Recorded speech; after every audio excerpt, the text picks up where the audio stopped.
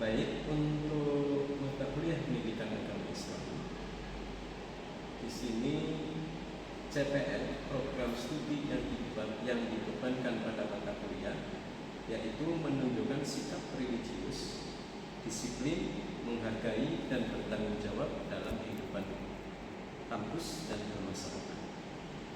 Kemudian capaian pembelajaran mata kuliah diantaranya adalah mahasiswa dapat memahami dan menerapkan Pancasila sebagai dasar negara, filsafat dan fondasi ilmu pengetahuan, serta pentingnya pendidikan agama sebagai dasar pembentukan karakter dan moral. Kedua, mahasiswa mampu menjelaskan konsep dan karakteristik agama secara mendalam serta berusaha membentuk pribadi yang utuh melalui implementasi ajaran agama dalam berbagai aspek kehidupan. Ketiga, mahasiswa mampu menjelaskan tantangan modernisasi dan bagaimana agama memberikan kontribusi signifikan dalam pengembangan peradaban dunia. Kemudian yang keempat, mahasiswa mampu menerapkan peran dan fungsi tempat ibadah sebagai pusat kegiatan keagamaan dan sosial dalam mendukung kesejahteraan masyarakat, berwawasan Nusantara dan ketahanan negara dalam menghadapi tantangan global. Adapun deskripsi singkat mata kuliah. Mata kuliah ini berisi materi teori memberikan pemahaman tentang pentingnya pendidikan agama Islam. Kemudian bahan kajian materi di sini: 1. Pentingnya pendidikan agama Islam. 2. Bagaimana manusia bertuhan. 3. Agama dan kebahagiaan manusia. 4. Membangun paradigma Quran. 5. Membumikan Islam di Indonesia. 6. Islam membangun persatuan dalam keberagaman. Islam dan tantangan modernisasi. Kontribusi Islam dalam pengembangan budaya Islam. Pandangan Islam tentang zakat dan pajak. Pandangan Islam tentang zakat dan pajak. Demikian mata kuliah pendidikan agama Islam di rencana pembelajaran semester. Terima kasih. Wassalamualaikum warahmatullahi wabarakatuh. Assalamualaikum warahmatullahi wabarakatuh.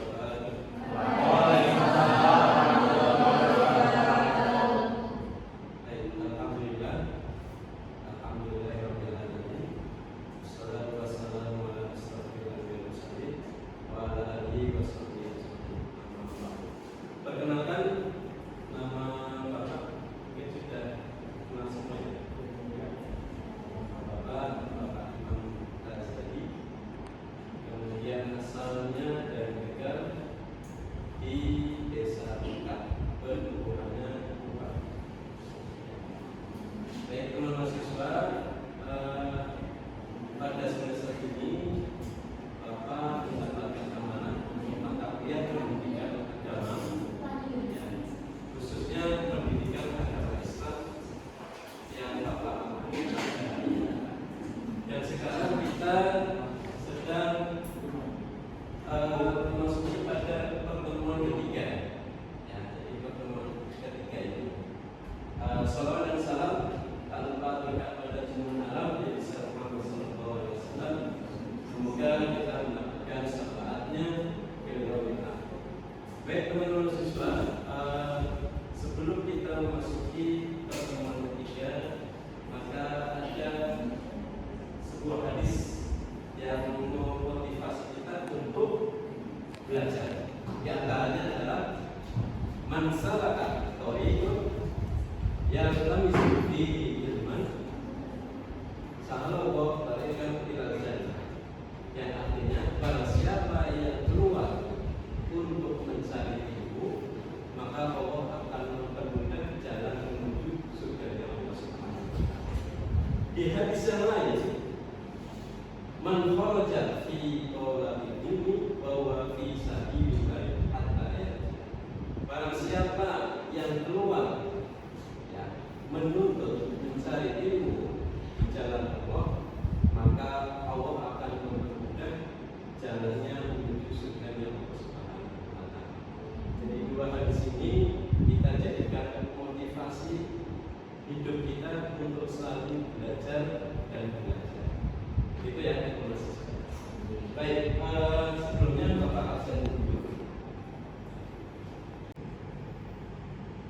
Vicky Azimah, Ulfatul Nisa, Ulum Fatmawati, Hasna Maisaro, Seni Inka, Ruhul Jadid, Ikrar Ramadan, Muhammad Sahrul, Nurul Reni, M. Taufan, Yuli Kuniawati, Elisa Dayak, Muhammad Andre, Ahmad Rifki, Nadia Putri Wahyudi, Safa Anisha, Yuanita Rahman, Inge Yuska. Baik, alhamdulillah sudah ada. Silakan angkat. Ya, silakan. Pada pertemuan sebelumnya, pertemuan kedua, kita membahas tentang khusus muslim, di mana diantaranya ada seorang Tuhan itu benar-benar ada dan tidak sama dengan apapun di dunia. Tuhan tidak punya bentuk, tidak dari bahan apapun dan tidak bisa dibayangkan seperti manusia. Kesimpulannya dari beberapa filsuf yang ada di materi pertemuan 2, jadi Tuhan bagi para filsuf muslim itu seperti sumber utama kehidupan yang tidak bisa disentuh langsung tapi bisa dikenali lewat ciptaannya, seperti api yang menghangatkan tubuh, kemudian cahaya yang menerangi jalan, maksudnya matahari, terus udara yang kita hidup setiap saat, lalu kehadiran Tuhan yang memberi kita kehadiran Tuhan yang memberi kehidupan meskipun tak kasat mata. Baik, terima kasih. Ada lagi, silakan. Silakan. Di pertemuan sebelumnya itu kita belajar tentang apa itu Tuhan. Nama Tuhan secara singkat adalah Tuhan adalah Zat yang Maha Esa, pencipta dan pengatur seluruh alam semesta. Tuhan adalah sumber segala kehidupan, kekuatan dan kebaikan. Dalam berbagai agama, Tuhan diyakini sebagai tempat bergantung, pemberi petunjuk dan tujuan akhir hidup manusia. Tuhan memiliki sifat-sifat sempurna seperti Maha Kuasa, Maha Mengetahui, Maha Penyayang dan Maha Adil. Percaya pada Tuhan, bermanusia, hidup, pernah dan berkenan. Baik, ada lagi, silakan. Ya, silakan. Sini.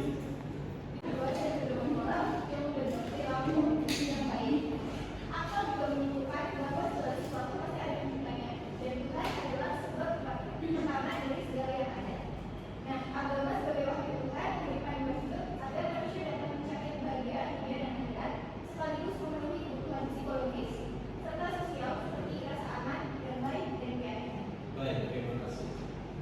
Teman-teman sekalian, pada pertemuan ketiga ini kita akan berbicara tentang agama dan kebahagiaan manusia. Ya. Jadi kalau kita mengambil dari sumbernya dari kamus populer ilmiah, yaitu karangan data tempat, maka agama berasal dari kata a, yang artinya tidak. Sedangkan agama artinya kacau. Jadi kalau digabungkan agama, maka artinya tidak kacau. Maka agama adalah suatu keyakinan dan kepercayaan kepada Tuhan. Ini dalam kamus dunia. Sedangkan dalam ajaran agama Islam itu sendiri, ini Bapak mengambil dari Al-Quranul Karim, bahwasanya agama itu ada 3, dan ya dan nun, yang sering kita baca dinun. Jadi dinun ini memiliki 2 arti, dua arti yang mana 1 dan 2 ini saling berkaitan antara yang 1 dan 2. Dan di antara yang 1 itu ada posisinya yang lebih tinggi. Posisi yang lebih tinggi ini adalah Allah Subhanahu wa Ta'ala. Sedangkan yang kedua adalah makhluk ciptaan Allah Subhanahu wa Ta'ala. Di antaranya adalah kita sebagai manusia yang diciptakan oleh Allah Subhanahu wa Ta'ala. Ini makna definisi agama dan kebahagiaan manusia. Berikut konsep dan karakter agama, jalan menuju Tuhan dan kebahagiaan di zaman modern. Yang kita kenal zaman modern ini adalah zaman apa? Siapa yang tahu? Zaman globalisasi, terus zaman teknologi ya, kemudian zaman informasi. Nah, bagaimana konsep dan karakter agama dalam kebahagiaan? Di sini ada 4. Jadi untuk mencapai suatu kebahagiaan di dunia ini, di zaman modern ini, yang pertama adalah mencintai Allah Subhanahu wa Ta'ala. Mungkin teman-teman mahasiswa sudah tahu ya bagaimana mencintai Allah Subhanahu wa Ta'ala. Dengan cara apa? Dengan cara beribadah, dengan menuntut ilmu, kemudian bersedekah, bersilaturahmi, menikah. Itu adalah ibadah sebagai bentuk cinta kita kepada Allah Subhanahu wa Ta'ala. Sudah ada yang menikah sih?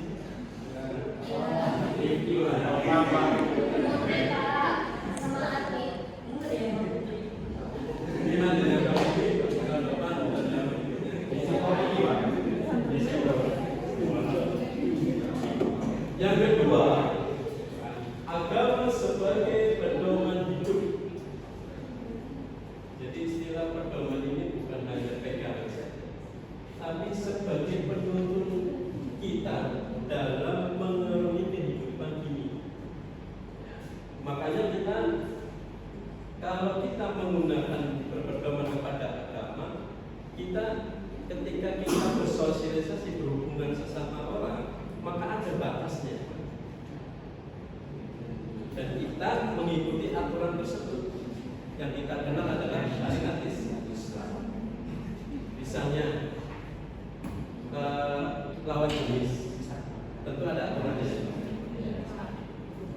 Kemudian yang ketiga, dunia sebagai tempat beramal. Ya, ini teman-teman mahasiswa sudah tahu juga. Ngapain sih kita sebagai manusia hidup di dunia ini? Yang pada akhirnya kita mati. Jadi tiga hal ini semuanya terkonsep dan ada di dalam kebahagiaan manusia itu sendiri. Ini agamanya, ya. Ini konsep agamanya, tauhid rububiyah dengan nama-nama Allah dan sifat. Nah, di dalam tauhid rububiyah kita mengesahkan Allah Subhanahu wa Ta'ala bahwasanya Allah itu adalah satu-satunya yang kita disembah, yang memiliki kekuasaan, yang menghidupkan, yang mematikan, yang memberikan rezeki, yang menurunkan hujan, yang membuat kalian nanti ketemu jodohnya. Kemudian tauhid uluhiyah. Ada tauhid uluhiyah. Jadi tauhid uluhiyah ini Allah itu satu. Tidak ada duanya. Tidak ada dua, tidak ada tiga, tidak ada Tuhan Bapa, tidak ada Tuhan Maryam, tidak ada Tuhan Anak.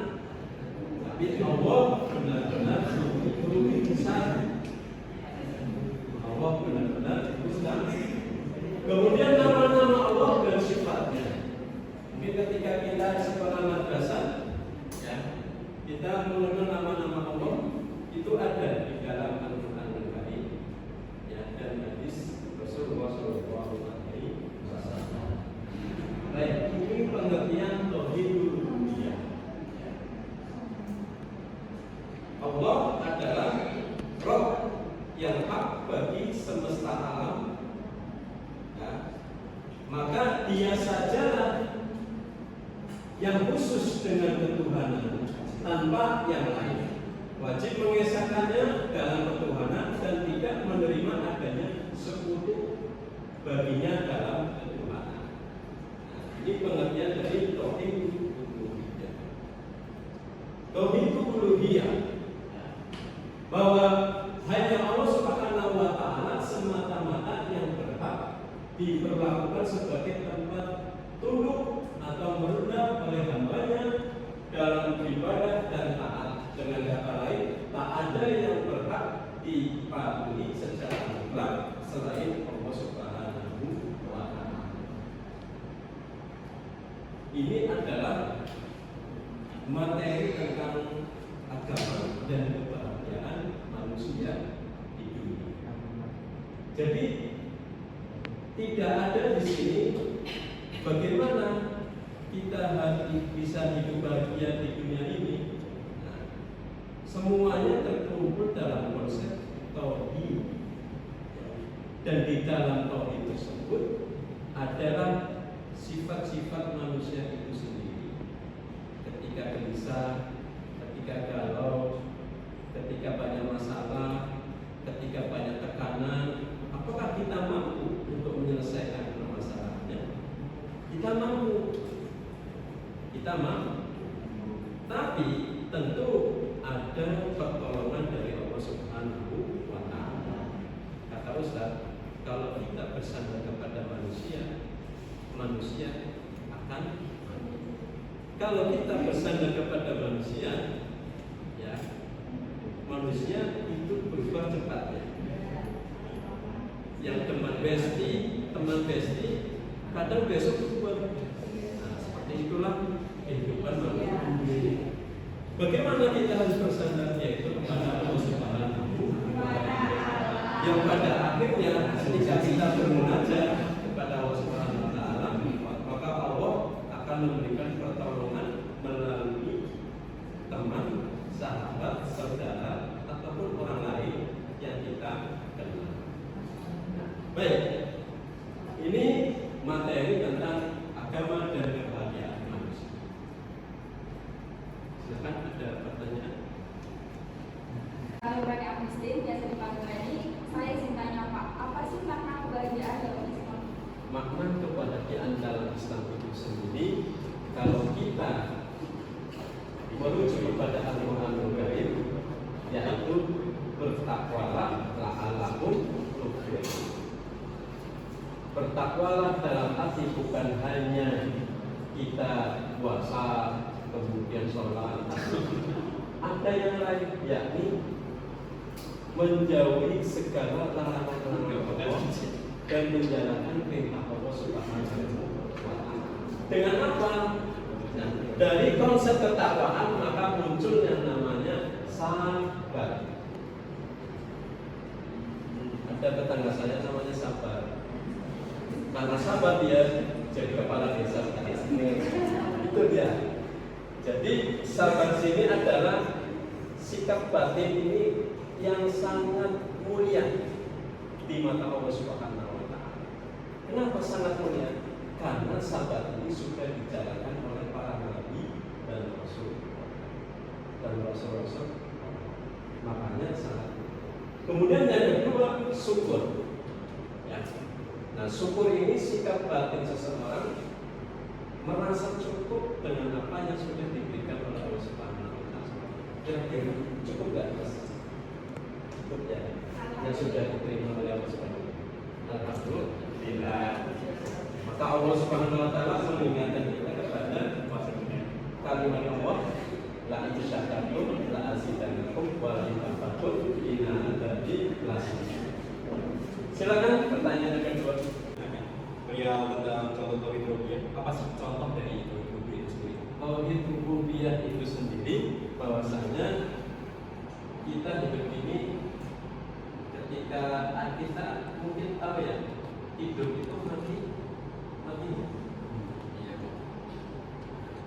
Kemudian kita ketika suara azan kita bangun.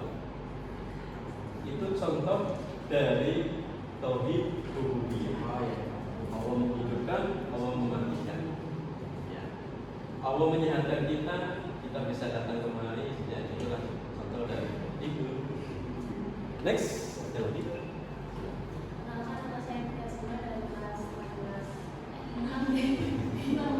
Iya, tadi kan sudah dijelaskan pertanyaannya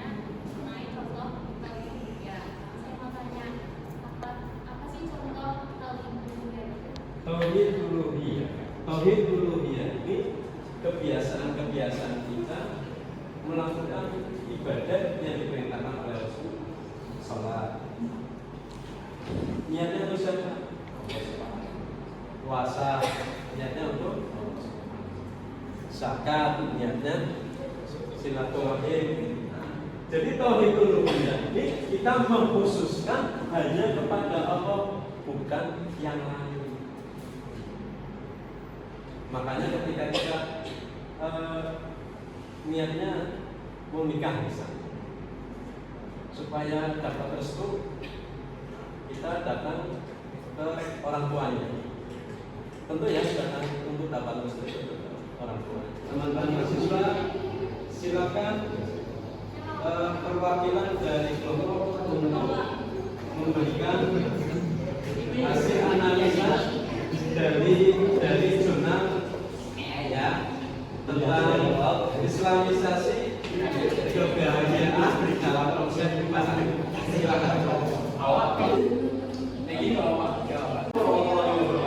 Waalaikumsalam warahmatullahi wabarakatuh.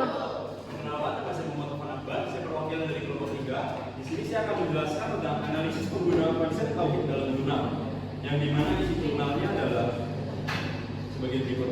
Untuk yang pertama adalah tauhid rububiyah, yaitu ketuhanan dalam penciptaan dan pengaturan.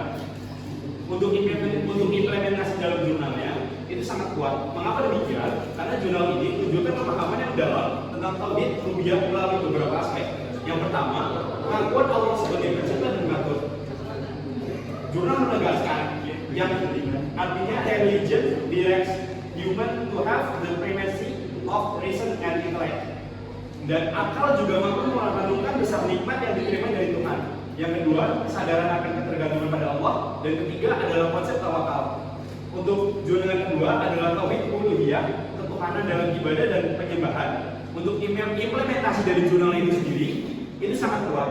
Mengapa demikian? Karena konsep ini terintegrasi dengan baik dalam pembahasan kebahagiaan. Yang dimana untuk poin pertama, ibadah sebagai jalan kebahagiaan. Yang kedua, zikir dan doa sebagai sarana. Yang ketiga, orientasi ketuhanan.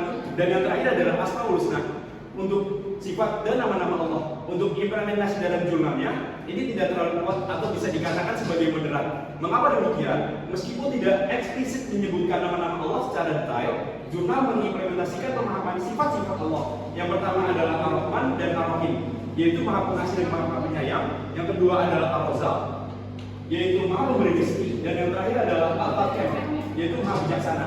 Dan bentuk kesimpulannya sendiri, untuk kekuatan jurnal, integrasi tauhid yang komprehensif. Yang kedua, pendekatan holistik.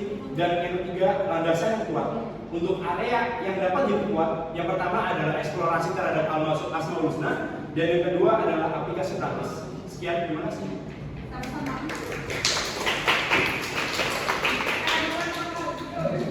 Baik, terima kasih. Assalamualaikum warahmatullahi wabarakatuh. Waalaikumsalam warahmatullahi wabarakatuh. Selamat pagi teman-teman. Perkenalkan ya, nama saya Fitri Asima dari kelas 12 Saya perwakilan dari kelompok 1 ingin mempresentasikan hasil analisis kami terhadap jurnal yang berjudul Visualisasi Konsep Kebahagiaan Normal. Tujuan dari analisis ini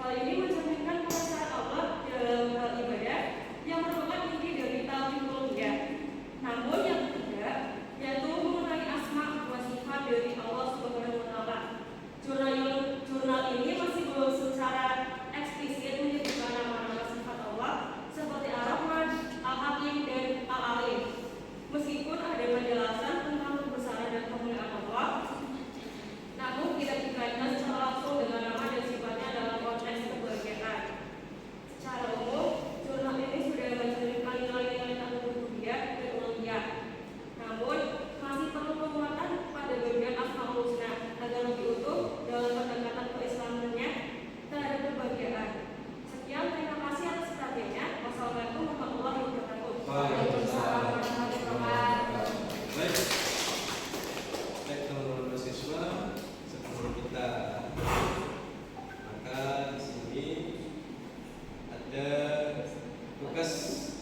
Ya, tugas ini nanti dikerjakan di rumah.